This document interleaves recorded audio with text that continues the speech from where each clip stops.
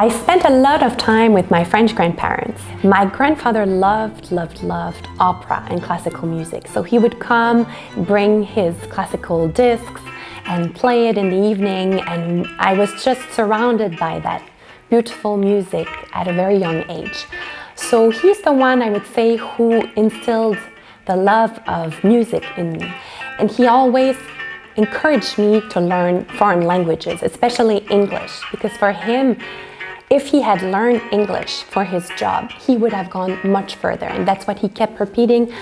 You should learn foreign languages and you should make sure that your English is really good. In 2006, I moved to Montreal to start my studies in opera and languages.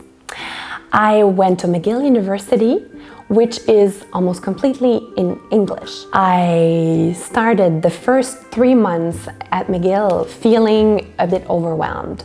I could understand what everybody was saying, but it was at a much higher level than I was used to because it was university. So it took me about 3 months to level up, to do well in my classes, to connect with the other students, to make friends.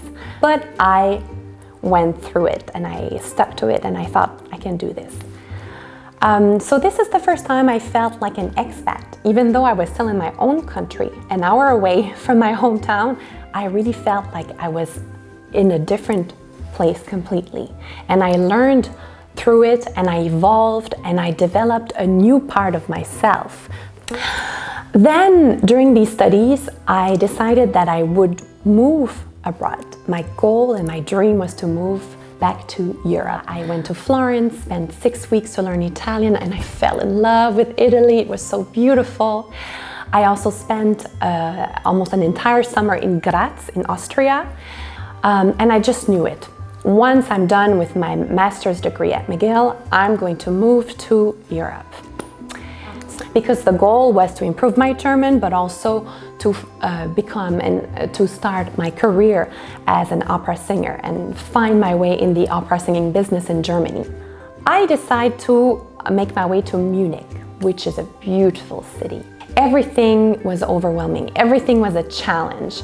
Ordering bread at the bakery, opening a bank account, writing emails in German.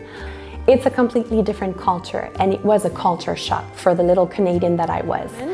I go to the opera house in Munich, which is the Bavarian State Opera House, and I explained that, I'm looking for a job, and she heard that I spoke French because I had a French accent in my German. And she said, "Do you speak French?"